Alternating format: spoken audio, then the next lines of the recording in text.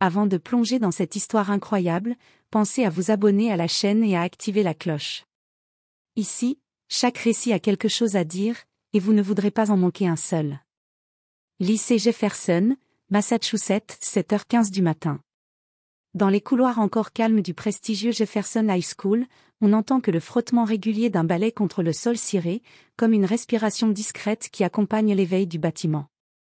Le jour se lève à peine, et déjà, monsieur Lionel Brown est à l'œuvre. Il est toujours le premier arrivé, bien avant que les élèves ne s'engouffrent dans les couloirs en riant, bien avant que les enseignants ne prennent leur café brûlant dans la salle du personnel. Vêtu de son uniforme bleu marine parfaitement repassé, une casquette vissée sur la tête et des gants noirs qu'il ne quitte jamais, il pousse silencieusement son chariot de nettoyage, chargé de produits, de chiffons et d'outils qu'il range avec un soin presque militaire.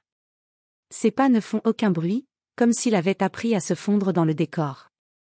Seul le grincement doux des roues et le chuintement du balai sur le sol trahissent sa présence. Lionel Brown est un homme noir dans la cinquantaine, au dos droit malgré les années, à la démarche lente mais assurée. Son visage est marqué, non seulement par le temps, mais par des choses qu'il ne raconte pas. Les rides qui bordent ses yeux profonds sont les cicatrices muettes d'une vie dense, peut-être brisée, mais jamais courbée. Il est toujours discret, toujours poli, et salue chacun d'un simple hochement de tête.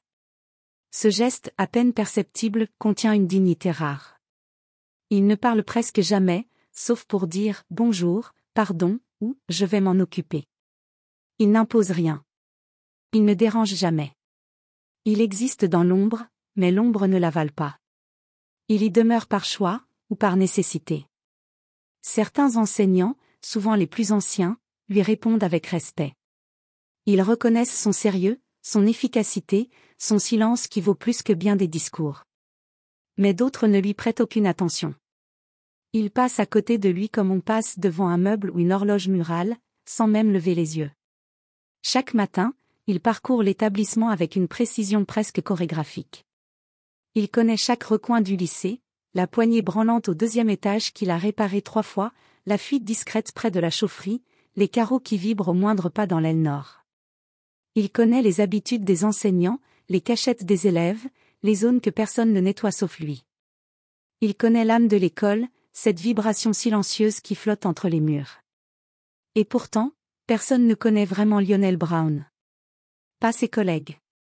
Pas les élèves.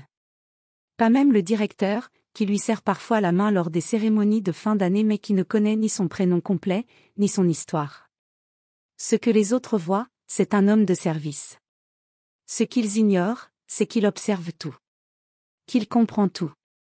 Et que derrière ce regard tranquille se cache une mémoire vive, une rigueur inébranlable, et un passé qu'aucune serpillière n'a effacé. Car Lionel Brown, sous ses gants de caoutchouc et son balai usé, porte en lui des connaissances bien plus vastes que les couloirs qu'il balaie. Mais cela, personne ne le saura, du moins, pas encore. 8h42, salle des professeurs, Jefferson High School.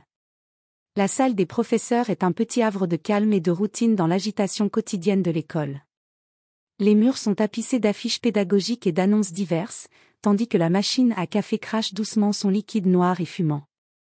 Les conversations y oscillent entre discussions pédagogiques, potins d'élèves et réflexions sur les cours à venir.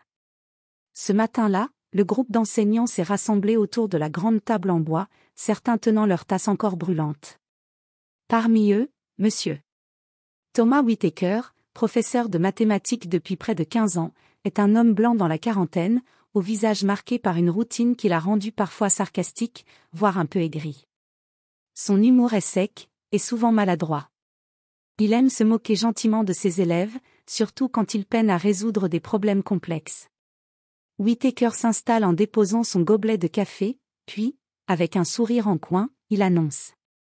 J'ai trouvé un problème de concours qui va vraiment leur donner du fil à retordre cette année. Ses collègues lèvent les yeux, un peu curieux. Whittaker se lève et s'approche du tableau blanc. Il sort un marqueur rouge, le décapsule avec un petit bruit sec, et inscrit soigneusement l'équation. 2x plus 3xx plus 5, dx. Il recule et lance avec un rire condescendant. Celui-là, aucun de mes élèves ne le résout du premier coup. Je parie qu'ils vont abandonner avant la moitié.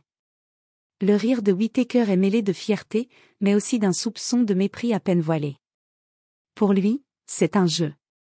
Une façon de rappeler sa supériorité intellectuelle, et aussi, inconsciemment, de marquer une distance entre lui et ceux qu'il perçoit comme moins doués.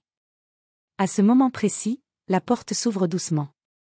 Monsieur Lionel Brown, le concierge, entre dans la salle, poussant son chariot pour vider les poubelles. Fidèle à lui-même, il baisse les yeux, évitant tout contact visuel, s'effaçant presque. Sa présence est silencieuse, presque invisible. Whittaker, remarquant cet homme vêtu de son uniforme bleu marine, lève un sourcil et lance, avec un sourire narquois, presque provocateur.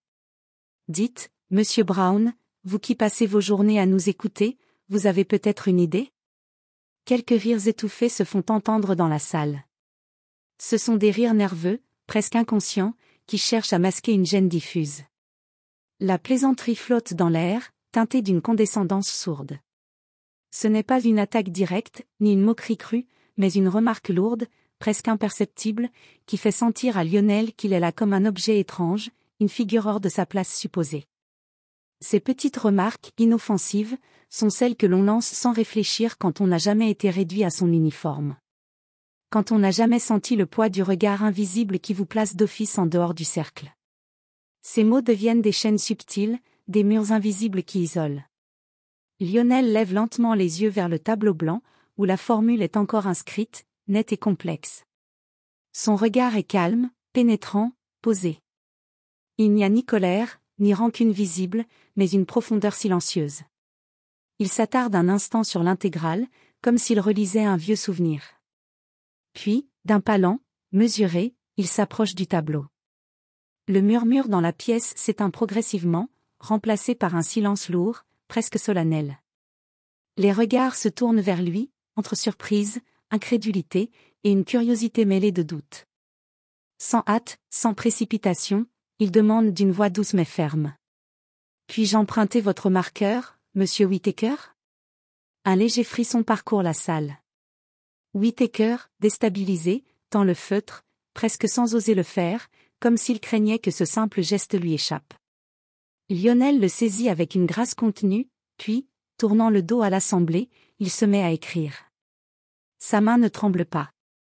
Chaque trait est sûr, précis, empreint d'une maîtrise parfaite. 2x plus 3x plus 5, dx. Égale, 2 quarts, x plus, 3 tiers, x 1 demi, x plus 5 x plus c. Égale, 1 demi, x plus x 1 demi, x plus 5 x plus c. La craie glisse sur le tableau avec fluidité, comme si chaque formule racontait une histoire ancienne, connue et respectée. Lorsqu'il repose calmement le marqueur, il se retourne lentement vers les enseignants, dont les visages sont figés, bouche bée, yeux écarquillés. Lionel, avec une dignité imperturbable, prononce alors, d'un ton neutre, sans défi mais avec une autorité tranquille. Voilà la solution. Bonne journée, messieurs dames. Il tourne les talons, sort de la pièce en silence, laissant derrière lui un vide presque palpable. Le silence qui suit est assourdissant. Personne ne bouge, personne ne parle. Ce moment suspendu révèle plus qu'une simple réponse mathématique, c'est un mur qui tombe, un masque qui se fissure, une vérité qu'on ne peut plus ignorer. Ce jour-là, une atmosphère nouvelle s'installe au lycée Jefferson, presque imperceptible au début, mais qui ne tarde pas à s'infiltrer dans les conversations, à troubler les routines bien huilées. Comme une onde secrète qui parcourt les couloirs, la nouvelle se répand rapidement, le concierge a résolu une équation complexe que même les meilleurs élèves n'osaient affronter. Au fil des heures, les murmures s'amplifient. Dans la cour, au réfectoire, dans les salles de classe, certains élèves, intrigués et admiratifs, évoquent ce fait inattendu. Quelques-uns regardent désormais Lionel avec un respect renouvelé, une curiosité mêlée d'étonnement. D'autres restent prudents, car il est rare, dans cet établissement où les apparences comptent, que quelqu'un ose remettre en question les hiérarchies tacites. Parmi les enseignants, les réactions sont plus complexes. Ceux dont l'ego a été piqué dans leur orgueil cherchent à comprendre ce qui s'est passé. Comment un concierge pouvait-il résoudre en un instant ce problème qu'il jugeait difficile? Plusieurs échangent à voix basse, certains se montrent sceptiques, d'autres, honteux, évitent le sujet. Mais une voix s'élève, claire et déterminée. C'est celle de Mrs. Helen Hughes, une jeune professeure d'anglais, connue pour son ouverture d'esprit et sa passion pour la justice. Intriguée par l'histoire, elle décide de mener sa propre enquête. Elle commence par poser des questions discrètes à Lionel lui-même, mais aussi auprès de collègues, d'anciens professeurs, et elle plonge dans les archives. Ce qu'elle découvre est une vérité que personne, ou presque, ne connaissait ou ne voulait connaître. Lionel Brown, l'homme silencieux que tous croyaient cantonné à son rôle de concierge, était autrefois un homme bien différent. Il avait été professeur de mathématiques à l'université de Georgetown, une figure respectée dans le milieu académique. Non seulement il avait enseigné avec passion, mais il avait reçu plusieurs prix pour son excellence pédagogique et son engagement envers ses étudiants. Il détenait un doctorat en mathématiques appliquées, fruit d'années de travail acharné. Mais 10 ans plus tôt, sa vie avait basculé. Son fils unique, Marcus, avait été tué lors d'une bavure policière. Un événement tragique et brutal qui avait laissé Lionel brisé, à la fois par la douleur immense de la perte et par l'injustice criante qu'il subissait en silence. L'affaire avait été étouffée, les responsables jamais réellement inquiétés. Le système, auquel il avait longtemps cru, l'avait trahi. Dévasté, Lionel avait choisi de quitter l'enseignement, de quitter la ville, et de s'éloigner des projecteurs. Il s'était installé à l'écart, préférant un métier humble, silencieux, un métier où personne ne poserait de questions, où il pourrait disparaître derrière un uniforme bleu marine. Ce choix n'était pas un renoncement, mais une forme de survie. Un métier où il pouvait être invisible.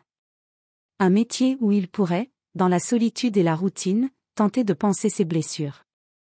Mrs. Hughes comprit alors que l'homme qui balayait les couloirs du lycée Jefferson portait en lui une histoire lourde de souffrance et de dignité. Une histoire que le monde avait voulu ignorer, mais qui continuait de vivre dans chaque geste, chaque regard, chaque silence. Quelques jours plus tard, dans la grande salle de réunion du lycée Jefferson, les enseignants sont réunis pour leur réunion pédagogique hebdomadaire.